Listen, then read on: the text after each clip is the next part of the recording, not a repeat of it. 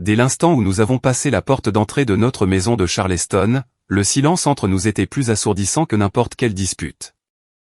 Rachel a jeté sa pochette sur la table de l'entrée comme si de rien n'était. Eh bien, c'était sympa, a-t-elle marmonné en retirant ses talons. Je suis resté figé près de la porte. Sympa, ai-je répété en écho. C'était un cirque, et j'étais le clown. Elle s'est retournée lentement, passant ses cheveux par-dessus son épaule. Ethan, ne commence pas. Non, non, je suis sérieux, ai-je lâché d'un ton sec. Tu n'as pas vu les regards que me lançaient tes amis, Dana, Leia. Ce petit cercle de chuchotement suffisant à chaque fois que je passais. Rachel a laissé échapper un faux rire. Tu es paranoïaque. J'ai fait un pas en avant. Ah oui? Ou est-ce qu'elle riait de quelque chose que je ne suis pas encore censé savoir? Tu es ridicule. Elle s'est tournée vers la cuisine. Je suis observateur, ai-je dit en la suivant. Tu crois que je n'ai pas remarqué comment elle n'arrêtait pas de te poser ces questions suggestives en me fixant droit dans les yeux? Alors Rachel, comment tu fais vraiment pour garder les choses excitantes à la maison? C'était quoi, ça? Elle plaisantait, a-t-elle dit en ouvrant brusquement la porte du frigo. Peut-être que si tu n'étais pas si coincé toute la soirée. Coincé, les jeux interrompus. Rachel. J'ai souri à travers tout ça. Je les ai laissés me piquer et me sonder comme si j'étais une bête de foire. Et toi, tu étais là, avec un petit sourire en coin, comme si tu étais dans le coup. Elle s'est retournée d'un coup, claquant la porte du frigo. Parce que ce n'est pas si grave que ça. Mon Dieu, tu interprètes tout. Tu as ce besoin constant de créer des drames à partir de rien. J'ai pointé le couloir du doigt. Non, un drame, c'est quand tes amis ne peuvent pas me regarder dans les yeux sans rire sous cape. Elle ne riait pas de toi, Ethan. Alors de quoi, ai-je exigé? De quoi riait-elle exactement, Rachel? Et ne me dis pas de rien. Pas cette fois. Elle est restée silencieuse. Sa mâchoire s'est crispée. C'était la première vraie fissure dans son masque de toute la soirée. J'ai insisté à nouveau. Dis-le-moi. Je te donne une chance. Ses lèvres se sont entr'ouvertes comme si elle allait dire quelque chose d'honnête. Mais elle les a refermées et le mensonge a glissé à la place. Tu imagines des choses. Elle a croisé les bras, la voix montant. Tu sais quel est ton problème? Tu penses que tout le monde te doit une transparence totale, alors que tu te promènes en te comportant comme la victime d'un film que personne ne regarde. Et toi, tu te crois maline, ai-je dit froidement. Mais tes amis ont la langue plus pendue que tu ne le penses. Ça a fait mouche. Je pouvais le voir dans ses yeux. L'atmosphère est devenue électrique. L'horloge de la cuisine semblait sonner plus fort que d'habitude. Je ne me sentais pas capable de parler à nouveau, alors je suis juste resté là, respirant fort, les poings serrés le long du corps. Elle a secoué la tête, essayant de se reprendre. Tu es épuisante, et tu mens, ai-je dit d'un ton neutre. Je ne sais pas encore à quel sujet, mais je le saurai. Rachel n'a pas répondu. Elle est juste passée devant moi, le dos raide, disparaissant dans le couloir comme si de rien n'était, mais tout avait changé. Je me suis laissé tomber sur une chaise de la cuisine et j'ai fixé le mur blanc en face de moi. Ma poitrine était oppressée, et j'avais une boule au ventre. Ce n'était plus seulement un soupçon. C'était quelque chose de plus profond, quelque chose qui avait grandi dans mon dos alors que je pensais que nous allions bien. Avant, je croyais avoir une vie simple. La paix de la classe moyenne, une carrière stable dans mon bureau du centre-ville, une femme qui souriait pour les cartes de vœux et réservait des brunchs avec des amis que je connaissais à peine. Une vie bien rangée, sans angle vif. Mais ce soir, j'avais l'impression de venir de trébucher sur l'un d'eux, et la chute n'avait même pas encore commencé. Le soleil du matin n'a apporté aucune clarté, juste un mal de tête sourd et une oppression tenace dans ma poitrine. J'étais assis derrière mon bureau au cabinet de Charleston, ma cravate déjà desserrée, les yeux fixés sur l'email à moitié écrit sur mon écran, mais je ne lisais pas vraiment. Rachel n'avait pas dit un mot avant que je quitte la maison. Pas d'au revoir, pas un regard, juste la porte de la salle de bain qui claque et le bruit d'un sèche-cheveux masquant toute tentative de conversation. J'ai pris ça comme une permission de vaquer à mes occupations. Mon bureau surplombait la ville, les rues animées en contrebas, le bourdonnement de la vie du centre-ville qui avançait, comme si elle se fichait de savoir qui était laissé pour compte. J'étais sur le point de siroter le café que j'avais réchauffé 2 fois quand mon téléphone s'est allumé. Rachel. J'ai soupiré et répondu. Salut, tu as oublié. C'est tout ce qu'elle a dit. 3 mots. Sa voix était sèche, saccadée, et bien trop calme pour la colère qui bouillonnait en dessous. J'ai cligné des yeux. Oublié quoi? Une pause, puis l'explosion. Ethan, le rendez-vous, le spécialiste que j'essaie d'avoir depuis 6 semaines. Tu étais censé m'emmener ce matin. Je te l'ai rappelé lundi. Je te l'ai rappelé hier soir. Et toi, tu as juste. Quoi? Disparu. Je me suis adossé à mon fauteuil, fermant les yeux. Rachel, je suis désolé. Je ne m'en suis pas souvenu. Non, tu ne t'en souciais pas assez pour t'en souvenir, a-t-elle coupé. C'est ça la vérité. Tu te soucies plus de tes feuilles de calcul et de ces stupides déjeuners de bureau que de ce qui se passe pour moi. Je me suis frotté le front, sentant déjà le poids de la culpabilité m'écraser comme des briques. Ne fais pas ça. Ne transforme pas ça en une sorte de récit où je suis celui qui s'en fiche. Alors c'est quoi, a-t-elle répliqué sèchement. Parce que ça donne vraiment l'impression que tu n'en as rien à faire, à moins que ça ne te concerne toi. J'ai ouvert la bouche, puis je l'ai refermée. Rachel n'était pas seulement en colère. Elle essayait de me blesser. Et le pire, c'est que ça marchait. Je vais t'appeler un taxi, ai-je dit doucement. Je paierai même pour un chauffeur privé si tu en as besoin. Incroyable. Sa voix tremblait maintenant. Tu ne comprends pas. Ce n'est pas une question de transport, Ethan. C'est le fait que je ne peux pas compter sur toi.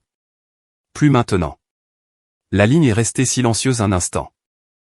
Je pouvais entendre sa respiration, tremblante, saccadée. Je me débrouillerai, a-t-elle dit finalement, son ton plus froid. Laisse tomber. Reste à ton bureau. C'est visiblement là que tu dois être. Rachel. Clic. Elle a raccroché. J'ai fixé le téléphone comme s'il pouvait s'excuser à sa place.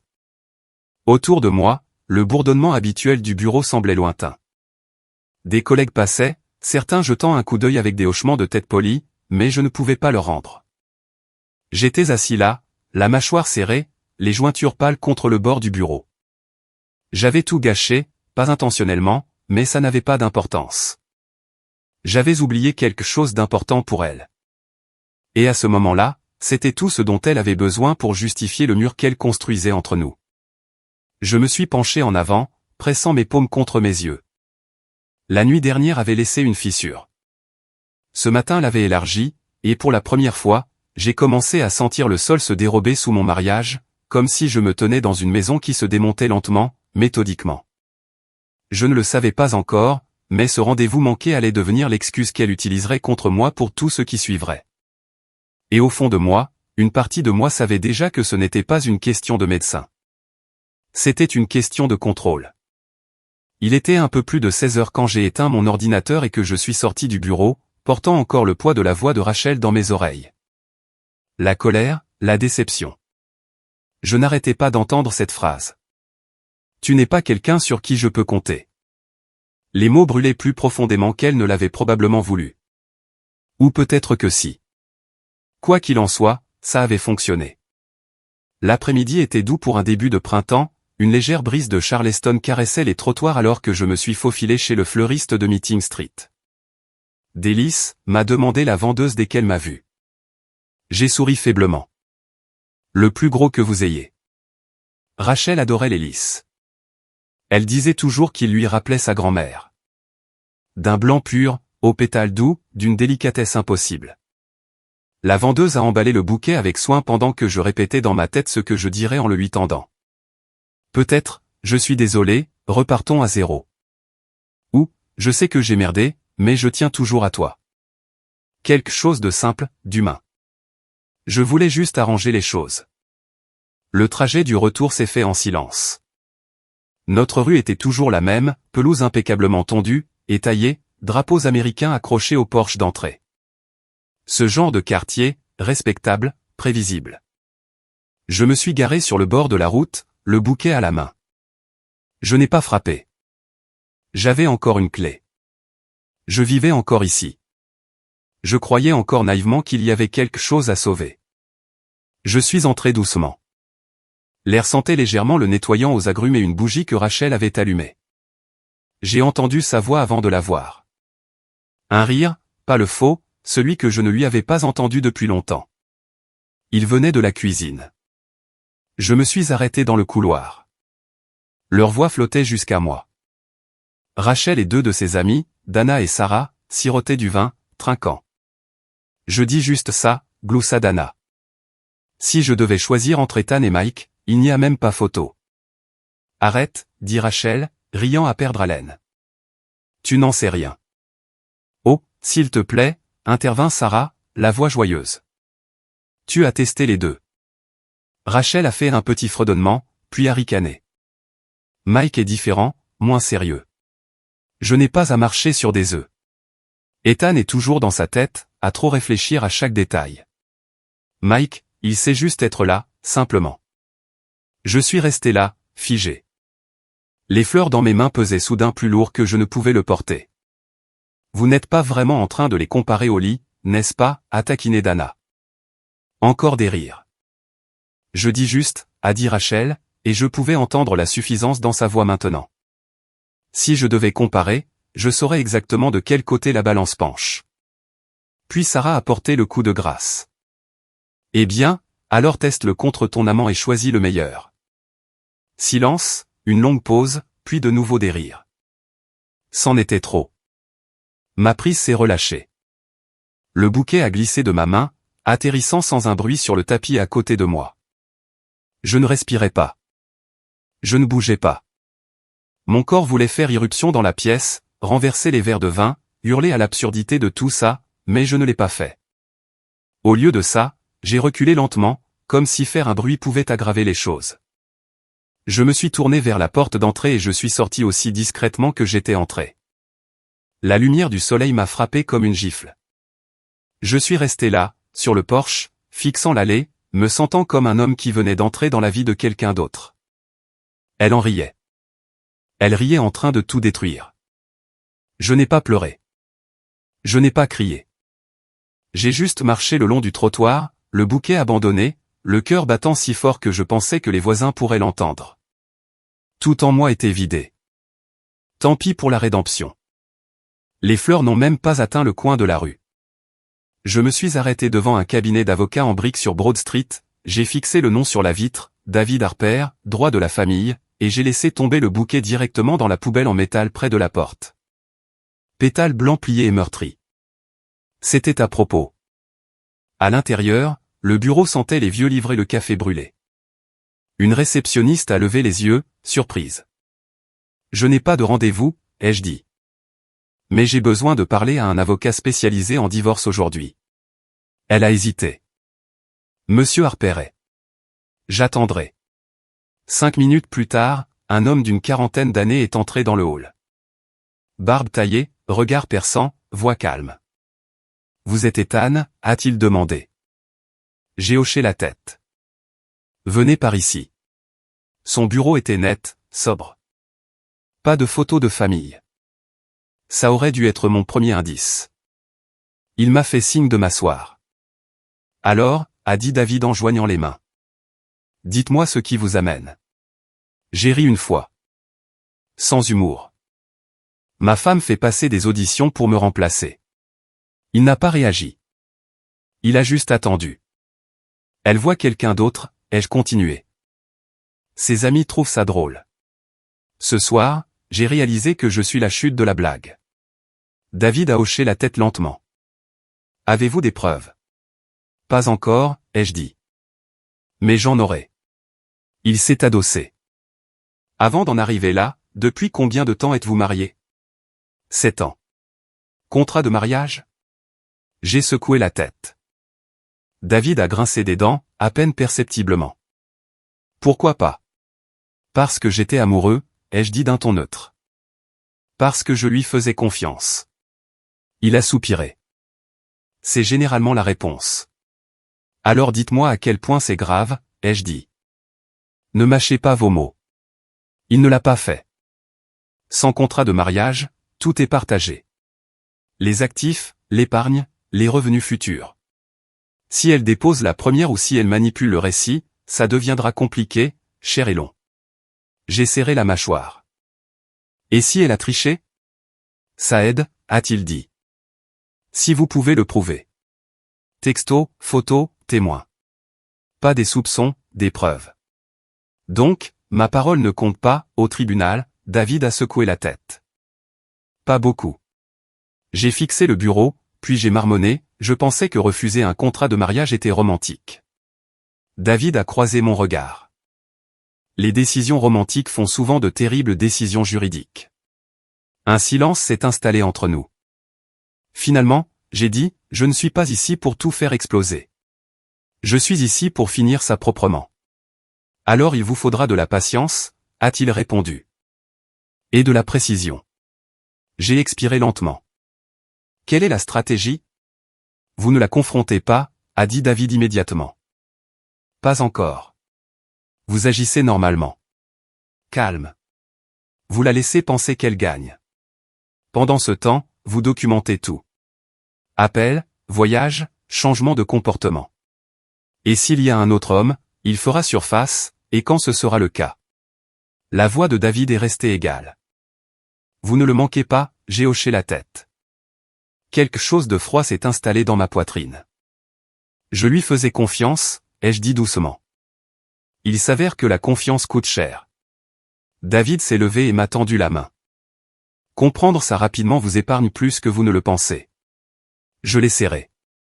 En sortant, la poubelle était toujours là. Les fleurs n'avaient pas bougé. Ma résolution non plus. Ce n'était plus une question de rage. C'était une question de précision. La porte d'entrée a grincé juste après 19 heures. Je suis entré lentement, retrouvant le rythme tranquille de la routine de banlieue. Clé sur le crochet, chaussures près du paillasson, veste sur le bras du canapé. Rachel était recroquevillée dans le salon, un verre de vin à la main, la télévision diffusant doucement une émission de décoration. Elle ne regardait pas vraiment. Elle semblait trop posée, trop prête, comme si elle avait répété son rôle. Elle ne m'a pas accueilli avec une question ou une plainte. Non, cette fois, elle a souri, lentement, délibérément. Te voilà, a-t-elle dit. Je pensais à quelque chose. À une seule chose, ai-je répondu, mon ton égal, en me dirigeant vers la cuisine. Elle a ignoré ma remarque. Je pense qu'il est temps de changer ma bague, a-t-elle dit en levant la main comme si c'était un produit. Je veux dire, ça fait quoi, 7 ans? Celle-ci est bien, mais ça ne crie pas vraiment pour toujours, n'est-ce pas? Je me suis retourné vers elle. Ses jambes étaient croisées, le menton légèrement relevé pour paraître enjoué, mais ses yeux me mesuraient. Je ne savais pas que les diamants avaient des dates de péremption, ai-je dit doucement. Elle a eu un petit rire. Oh, allez. Ne sois pas comme ça. Je vois ce que les autres femmes portent, Ethan. Des pierres plus grosses, des montures plus récentes. Je veux quelque chose de plus élégant. Tu veux dire, plus cher? Ses yeux se sont légèrement plissés. Je veux dire, quelque chose qui reflète où nous en sommes maintenant. Je me suis approché lentement, m'appuyant sur le bord du fauteuil en face d'elle. Où en sommes-nous, Rachel? Exactement. Elle a cligné des yeux, puis a souri à nouveau, plus crispée cette fois. Toujours mariée, toujours en train de construire notre vie, et je pense que ça mérite une mise à niveau. L'amour, ai-je dit, ne se mesure pas en carats. Elle a posé son verre de vin assez fort pour que le bord teinte. Mon Dieu, Ethan, tu fais toujours ça. Tu transformes toujours tout en une sorte de conférence philosophique profonde. Non, ai-je dit, la voix stable. Tu n'aimes juste pas quand quelqu'un dit non. Sa voix s'est élevée, laissant transparaître son agacement. Ce n'est pas une question de non, c'est une question de ce que je mérite. Tu gagnes bien ta vie, n'est-ce pas?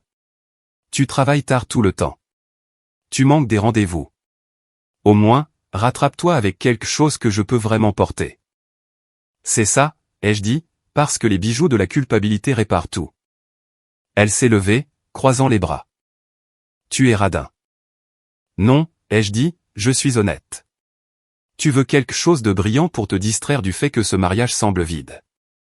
Sa bouche s'est légèrement entr'ouverte. Pardon?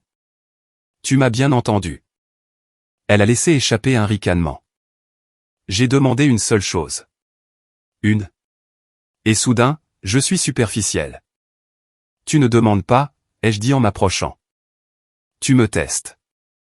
Rachel s'est détournée brusquement, se dirigeant vers le couloir. Tu sais quoi? Garde ta stupide bague. Je m'en achèterai une moi-même. Je l'ai regardé disparaître dans la chambre, la porte claquant une demi-seconde plus tard. Je n'ai pas bougé, je n'ai pas élevé la voix, je ne l'ai pas poursuivi, car je n'étais pas surpris. Ce n'était pas une question de bague. Ça ne l'a jamais été. C'était juste sa dernière excuse pour m'attaquer, pour me provoquer, pour m'appâter afin que je montre ma colère et qu'elle puisse la retourner contre moi. Mais je n'allais pas lui donner ça. Ce n'était pas une question de diamant. C'était une question de contrôle. Et j'en avais assez de faire semblant de ne pas le voir. C'était un jeudi soir, le genre de soirée tranquille où la plupart des couples commanderaient à emporter, mettraient un film, et s'endormiraient peut-être à mi-parcours. Au lieu de ça, Rachel a parlé de la plage. J'étais dans la chambre en train de plier le linge, une tâche que nous partagions autrefois mais qui était discrètement devenue la mienne au cours de la dernière année. Elle est entrée pieds nus, sirotant une tisane, avec ce ton qu'elle réservait lorsqu'elle s'apprêtait à manipuler une situation. On devrait partir quelque part, a-t-elle dit, appuyée contre le chambranle de la porte. Je n'ai pas levé les yeux. Quelque part? Oui, comme en vacances. Juste nous deux, tu sais, pour nous reconnecter. Sa voix avait une légèreté sirupeuse. Je pensais peut-être aux Keys ou à Clearwater. Juste un week-end ou même une semaine, quelque part avec un spa. J'ai vraiment besoin de décompresser. Je l'ai finalement regardé. Tu veux aller à Clearwater? Pourquoi pas, a-t-elle demandé, souriant comme si elle me faisait une faveur. Soleil, air salin, massage en couple. On a besoin de ça. J'ai placé une chemise pliée dans le tiroir et je l'ai refermée doucement. En fait, j'ai déjà des projets. Le sourire de Rachel s'est figé. Quoi? Un week-end de pêche, ai-je dit simplement. Moi, Mason, Todd et Chris. Les gars de la fac. On a réservé un chalet près du lac Blue Ridge, en Géorgie. Elle a cligné des yeux. Tu plaisantes. Non. Elle a croisé les bras. Tu ne m'as même pas demandé. Je ne pensais pas en avoir besoin. On n'a pas pris de vacances ensemble depuis plus d'1 an. J'ai pensé que tu serais contente que je fasse quelque chose pour moi. Son expression s'est durcie. Tu vas vraiment te carapater dans les bois avec tes potes de bière pendant que je suis noyé sous le stress? J'ai haussé légèrement les épaules. Tu viens de dire que tu voulais un hôtel de luxe à la plage. On dirait que tu avais déjà des projets en solo. Ce n'est pas la question, Ethan. Non, ai-je dit, la question, c'est que chaque fois que je fais quelque chose pour moi, je deviens soudainement égoïste. Mais quand c'est ton tour, je suis censé plier ma vie autour de ça. Elle est entrée dans la pièce. Il ne s'agit pas de plier. Il s'agit de nous. J'essaie de réparer ce qui est cassé. J'ai croisé son regard. Vraiment? Elle n'a pas répondu à ça. Au lieu de cela, son ton est devenu plus froid. Tu ne m'as pas touché depuis des semaines. Tu me regardes à peine. Et maintenant, tu me largues pour aller t'asseoir sur un bateau avec une bande de mecs qui ont atteint leur apogée il y a 10 ans. J'ai gardé ma voix calme. Tu ris avec tes amis à propos de Mike, mais c'est moi qui suis censé faire semblant. Ça l'a stoppé net. Qu'est-ce que tu as dit, a-t-elle demandé, sa voix basse, tranchante. Je n'ai pas bronché. Rien. Sa mâchoire s'est contractée. Tu es incroyable. Et tu es prévisible, ai-je dit. Chaque fois que je prends du recul, tu insistes davantage. Chaque fois que je montre du détachement, tu me fais miroiter de l'affection. Elle s'est précipitée vers le placard, fouillant dans les cintres comme si elle pouvait réinitialiser la conversation par le mouvement. C'est comme ça que tu gères le stress, a-t-elle lancé. Tu fuis? Tu te renfermes? Non, ai-je dit. C'est ma façon de me protéger. Elle s'est retournée, les yeux écarquillés d'une fausse indignation. De moi. J'ai hoché la tête lentement. Oui. De toi. La pièce est tombée dans le silence. Rachel se tenait près du placard, respirant plus fort maintenant, les bras croisés comme une armure. Très bien. Va à ton stupide week-end de pêche. Reste-y pour de bon si ça te chante. Elle a tourné les talons et a quitté la pièce, ses pas résonnant sèchement sur le parquet. La porte de la salle de bain a claqué quelques secondes plus tard. Je suis resté là, seul, laissant le calme revenir. Parce que la vérité, c'est que ce n'était pas une question de pêche. Il s'agissait de créer un espace, une distance entre moi et la version de Rachel qu'elle était en train de devenir. Celle qui testait ma patience avec une affection conditionnelle, avec des sourires masquant des poignards, avec des projets toujours assortis de conditions. Et ce voyage, ce n'était pas juste une escapade. C'était un rappel pour nous deux. J'avais encore une vie au-delà de la tempête qu'elle ne cessait de créer autour de nous. La nouvelle est tombée un mardi soir, aussi nonchalamment qu'un bulletin météo. Nous étions dans la cuisine, faisant tous les deux semblant d'être occupés, elle faisant défiler sans but son téléphone au comptoir, moi rinçant à moitié des assiettes qui n'en avaient pas besoin. Oh, a-t-elle dit, sans même lever les yeux. Je vais à Clearwater ce week-end. Je me suis arrêté un instant. Ah oui, ai-je demandé, gardant ma voix légère. Pourquoi faire? Week-end entre filles, a-t-elle dit. Un week-end au spa. Dana a trouvé un forfait tout compris dans un nouvel endroit près de la plage. On sera de retour lundi. J'ai hoché la tête lentement, laissant les mots flotter dans l'air. Ça semble soudain. Pas vraiment, a-t-elle dit, souriant faiblement. Ça fait des semaines qu'on en parle. J'ai juste décidé, pourquoi pas. Je me suis séché les mains sur la serviette. J'imagine que tu as besoin de cette pause. Rachel a penché la tête comme si elle m'étudiait pour voir ma réaction. En effet. Je n'ai pas demandé qui était inclus dans « on ». Je n'en avais pas besoin. Mon instinct le savait déjà. Et cette fois, je n'allais pas l'ignorer. Elle est partie le vendredi matin, valise à la main, lunettes de soleil perchées sur la tête comme si elle était déjà en mode vacances. Elle m'a embrassé sur la joue, à peine, et a dit « Ne te sens pas trop seul sans moi ». J'ai souri, profite bien du spa. À l'instant où sa voiture a disparu au coin de la rue, j'étais déjà en mouvement. J'avais fait ma valise la veille. Rien de dramatique, juste assez de vêtements pour un week-end, mon vieil appareil photo Nikon, et quelque chose que je n'aurais jamais pensé utiliser à nouveau, un carnet avec un faux nom et une fausse histoire au cas où quelqu'un poserait trop de questions. À midi, j'étais sur la route de Clearwater. Le trajet était long, mais régulier. Mon esprit ne vagabondait pas. Il restait concentré sur la mission.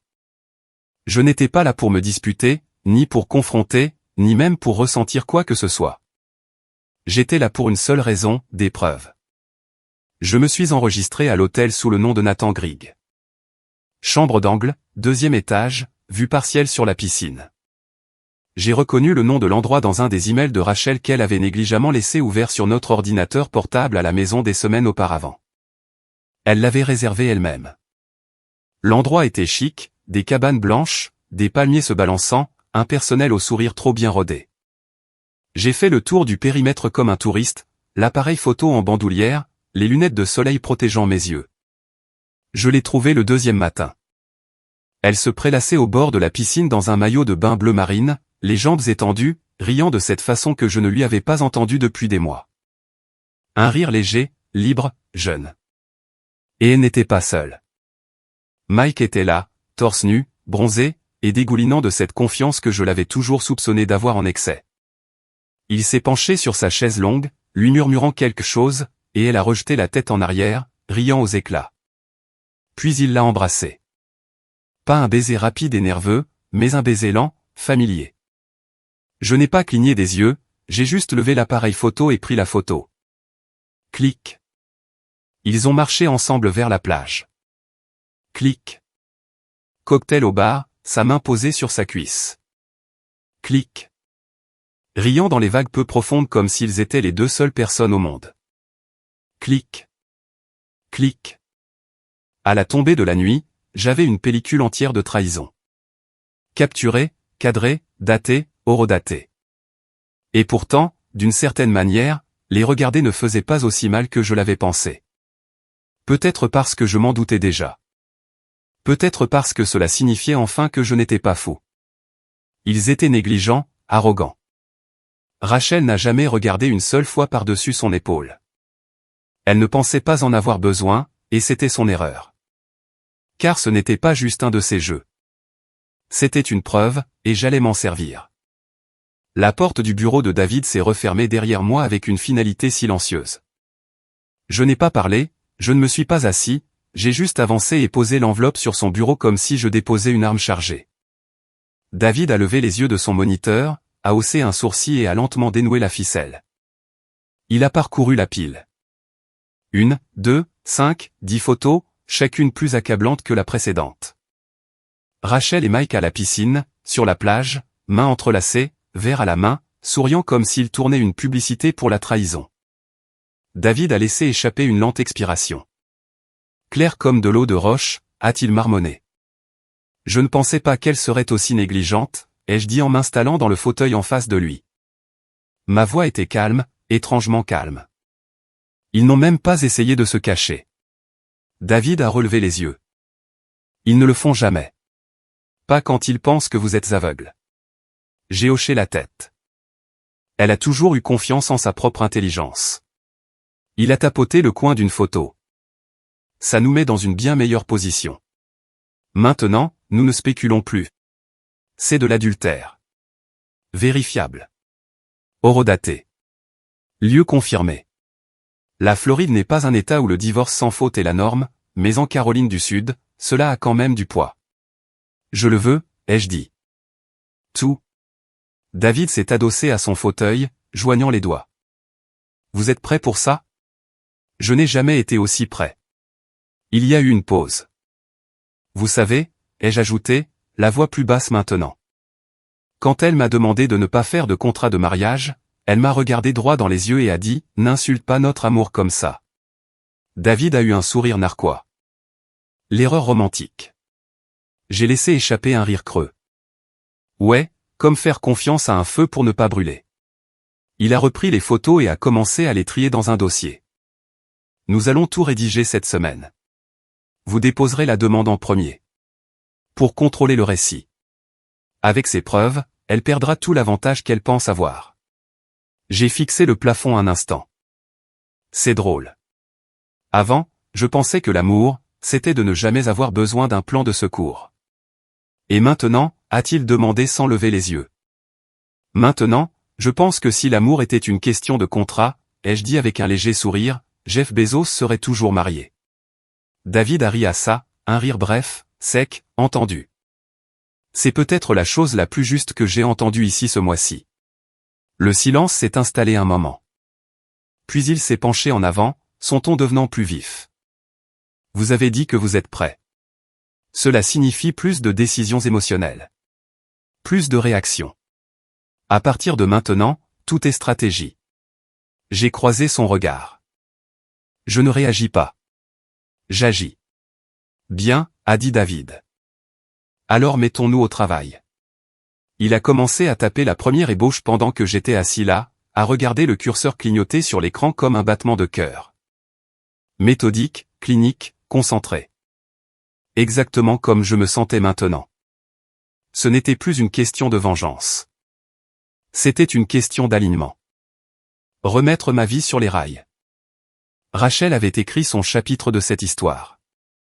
Maintenant, c'était à mon tour d'écrire la fin. Le bruit de ses pneus crissant dans l'allée m'a frappé comme un compte à rebours. J'étais déjà près de la fenêtre, les stores inclinés juste assez pour la voir sortir de la voiture avec des lunettes de soleil surdimensionnées et une robe d'été fluide, essayant désespérément de ressembler à une femme revenant de la paix, pas du chaos. Sa valise cahotait derrière elle sur le chemin, les roues butant légèrement sur le béton. Elle s'est arrêtée pour arranger ses cheveux dans le reflet de la porte vitrée, puis elle est entrée. J'attendais dans le salon, calme, maître de moi. L'homme qu'elle s'attendait à trouver ignorant. Mais quand ses yeux ont croisé les miens, quelque chose a vacillé derrière ses lunettes de soleil. Elle l'a senti avant même que je parle.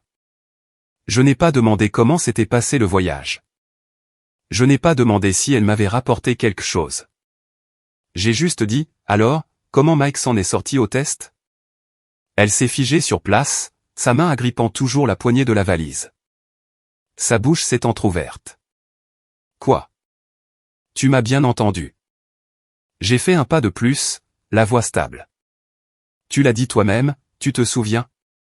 Teste-le contre ton amant et choisis le meilleur. Alors, quel est le score? Ses lèvres ont tremblé. Juste un frémissement. Je ne sais pas ce que tu penses.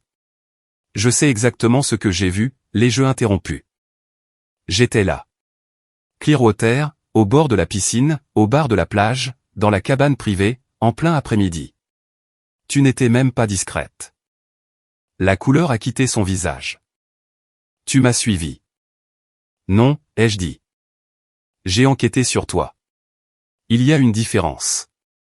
Sa voix est devenue plus aiguë. Tu as violé ma vie privée.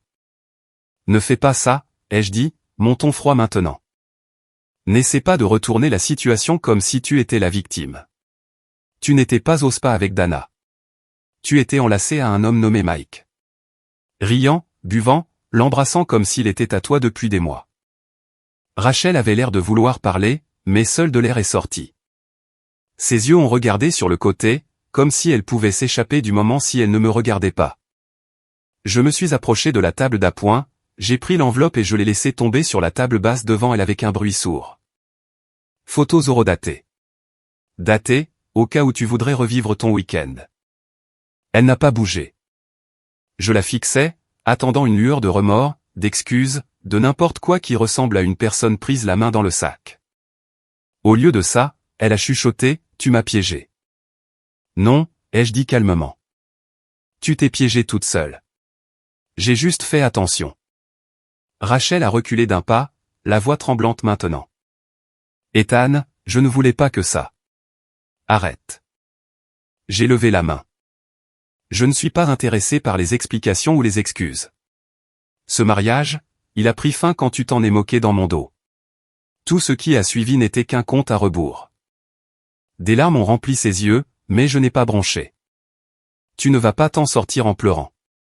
Elle a finalement regardé les photos, a tendu la main vers l'enveloppe avec des doigts tremblants, puis l'a lâchée comme si elle la brûlait. A-t-elle commencé, mais rien n'a suivi.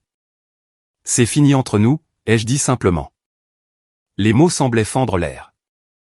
Elle est restée immobile un instant, puis, lentement, sans un mot, elle s'est penchée et a soulevé à nouveau la poignée de sa valise. Pas de protestation, pas de combat, juste la retraite. Elle a marché vers la porte en silence, ses talons claquant sur le sol comme un lent écho de tout ce que nous avions été. Et puis elle est partie.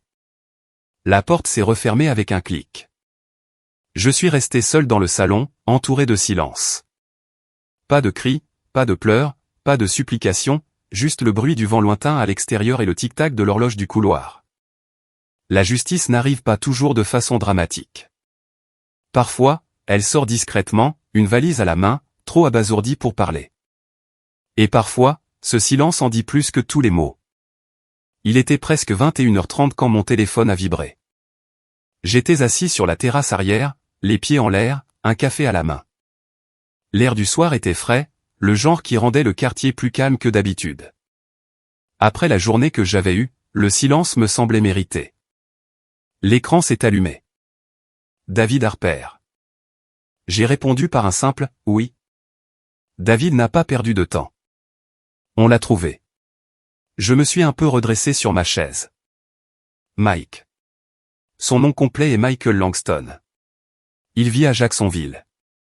À 2 heures d'ici. Il travaille en freelance. Un truc de consultant informatique à distance. Un immeuble d'appartement. Unité de niveau intermédiaire. L'adresse est dans l'email que je viens de t'envoyer. J'ai hoché la tête, attrapant déjà mes clés. Tu es sûr que c'est lui? Le même gars que sur les photos, a dit David. Rachel n'est pas la première femme mariée avec qui il s'est accoquiné.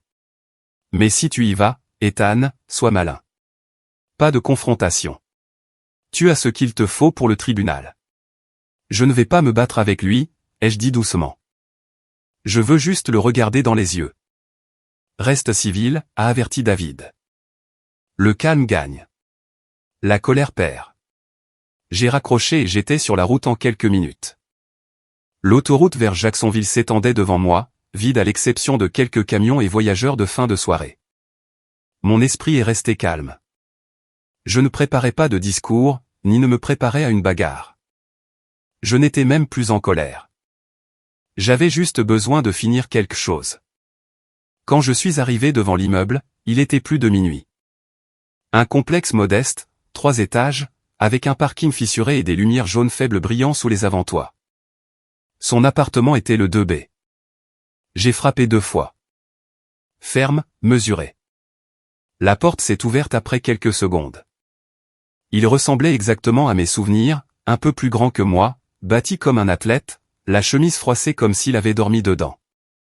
Son expression était vide un instant, jusqu'à ce que la reconnaissance apparaisse sur son visage. « Je peux vous aider ?» a-t-il demandé prudemment. Je n'ai pas souri. Je suis le mari de Rachel. La couleur a quitté son visage. Il a légèrement reculé, une main agrippant le bord de la porte. Écoutez, je ne savais pas qu'elle était mariée. J'imaginais bien. Il a dégluti, les mots s'en mêlant. Elle m'a dit qu'elle était séparée, que vous viviez dans des états différents. Je le jure. Mec, elle n'a jamais mentionné ton nom. Je l'ai regardé un long moment, sans juger, sans accuser, juste en le jaugeant. Elle t'a menti, ai-je dit, comme elle m'a menti. Il a hoché la tête lentement. Si j'avais su, je n'aurais pas, je l'ai interrompu. Ça n'a plus d'importance maintenant. Je ne suis pas là pour rejeter la faute. Je suis là parce que tu fais partie de ça, et j'avais besoin de te regarder en face. Mike s'est appuyé contre le cadre de la porte, se frottant le cou. Tu es plus calme que je ne le serais. J'ai haussé les épaules. La rage est bruyante, mais la vérité est plus lourde. Il a baissé les yeux sur le sol, puis les a relevés. Tu la quittes ? Elle est déjà partie, ai-je dit. Je ne fais que balayer ce qui reste. Mike a de nouveau hoché la tête. Sa voix s'est adoucie. Pour ce que ça vaut, je suis désolé. Je ne suis pas venu pour des excuses, ai-je dit. Mais j'apprécie. Nous sommes restés là en silence un moment. 2 hommes de part et d'autre du même mensonge. Puis je me suis tourné pour partir. J'étais à mi-chemin dans le couloir quand il a appelé. Elle t'a déjà dit pourquoi elle a commencé tout ça ? Je me suis arrêté mais je ne me suis pas retourné. Parce que certaines personnes ne veulent pas d'amour. Elles veulent de l'attention, et elles sont prêtes à tout brûler juste pour se tenir dans la lueur. Il n'a rien dit après ça. Et je n'ai pas regardé en arrière. Je suis rentré en voiture avec les fenêtres entr'ouvertes, laissant l'air froid me piquer la peau. Je ne me sentais pas satisfait. Je ne me sentais pas victorieux, mais je me sentais en paix. Et pour la première fois depuis des semaines, c'était suffisant. On a frappé à la porte juste après 8 heures du matin. Pas de texto, pas d'appel, juste les coups de quelqu'un qui se fichait de l'heure ou de savoir s'il était le bienvenu. Je savais déjà. J'ai ouvert la porte pour trouver Rachel sur le porche, les cheveux en désordre, vêtue d'un jean froissé et d'une veste jetée sur le t-shirt dans lequel elle avait dormi. Ses yeux étaient fous. « Qu'est-ce que tu lui as dit ?» a-t-elle lancé avant même que je puisse parler. « Qu'est-ce que tu as fait ?» Je me suis appuyé sur le cadre de la porte, impassible. « Bonjour à toi aussi. »« Ne joue pas avec moi, Ethan » a-t-elle aboyé en me bousculant pour entrer dans le salon. « Tu es allé le voir, n'est-ce pas ? Tu ne pouvais pas laisser tomber. Il fallait que tu gâches tout. » J'ai refermé la porte derrière elle lentement. Drôle de choix de mots. Tout était déjà gâché. Tu t'es juste fait prendre debout dans les cendres. Elle s'est retournée vivement. Il m'a bloqué. Mike m'a bloqué. Tu sais ce que ça veut dire ? Il ne répond plus à mes appels, à mes textos. Il a même changé de numéro, et je sais que c'est à cause de toi. Peut-être qu'il a enfin réalisé que tu n'étais pas ce pourquoi il avait signé. Sa voix s'est élevée. Tu l'as monté contre moi. Non, ai-je dit calmement. Je lui ai dit la vérité. Les yeux de Rachel brillaient de fureur. Tu ne pouvais pas le supporter, n'est-ce pas ? Que quelqu'un d'autre me rende heureuse. Heureuse, ai-je ricané. C'est comme ça que tu appelles le fait de te faufiler dans mon dos, de ricaner à ce sujet avec tes amis autour d'un verre de vin ? de me tester comme si j'étais un appareil électroménager que tu envisageais de retourner? Elle a serré les poings. Tu m'as humilié. Non, ai-je dit en m'avançant. Tu t'es humiliée toute seule. Tout ce que j'ai fait, c'est arrêter de protéger le mensonge. Sa voix s'est brisée. Tu étais censé te battre pour moi. Je l'ai fait, ai-je répliqué sèchement. Je me suis battu pour ce mariage. Chaque fois que je t'ai accordé le bénéfice du doute. Chaque fois que j'ai ravalé mes soupçons et que j'ai choisi de faire confiance à la place. Tu n'as pas le droit d'utiliser mon silence comme une arme maintenant que tu n'as plus nulle part où te cacher. Elle m'a fixé, respirant fort, les yeux cerclés de rouge. Pas de tristesse, de panique. De perte de contrôle. J'ai fait une erreur. Je l'ai interrompu. Non, tu as fait une série de choix, encore et encore. Ne nous insulte pas tous les deux en appelant ça une erreur. La voix de Rachel est tombée à un sifflement. Tu crois que tu vas t'en sortir indemne? Tout le monde va savoir ce que tu as fait. J'espère bien, ai-je dit. Qu'il voit la vérité. Je n'ai plus aucun intérêt à me cacher. Il y a eu une longue pause. Sa bouche s'est légèrement ouverte comme si elle avait encore une carte à jouer, mais rien n'est sorti. Je me suis dirigé vers la porte et je l'ai ouverte en grand. On se voit au tribunal, ai-je dit. Elle m'a fixé encore quelques secondes, puis a attrapé son sac par terre, sortant en trombe sans un autre mot. La porte s'est refermée derrière elle avec un clic profond et résonnant, et d'un coup, le dernier souffle de la tempête est passé. Je suis resté là un long moment, laissant le calme s'installer à nouveau. Le genre de calme qui n'était pas né de l'évitement, mais de la paix. Une paix réelle. Parce que je ne courais plus après les réponses. Je ne gardais plus de place pour quelqu'un qui ne la respecterait pas. J'en avais fini. Et cette fois, cette fin, c'était à moi de l'écrire. Et c'était la fin de l'histoire. Rachel a dit qu'elle avait fait une seule erreur, mais Dana et Sarah étaient au courant pour Mike depuis le début et n'ont jamais rien dit. Si votre ami trahissait quelqu'un de cette façon, auriez-vous parlé ou seriez-vous resté silencieux aussi? Dites-le moi dans les commentaires. N'oubliez pas de liker la vidéo et de vous abonner, car la confiance n'est pas chose aisée.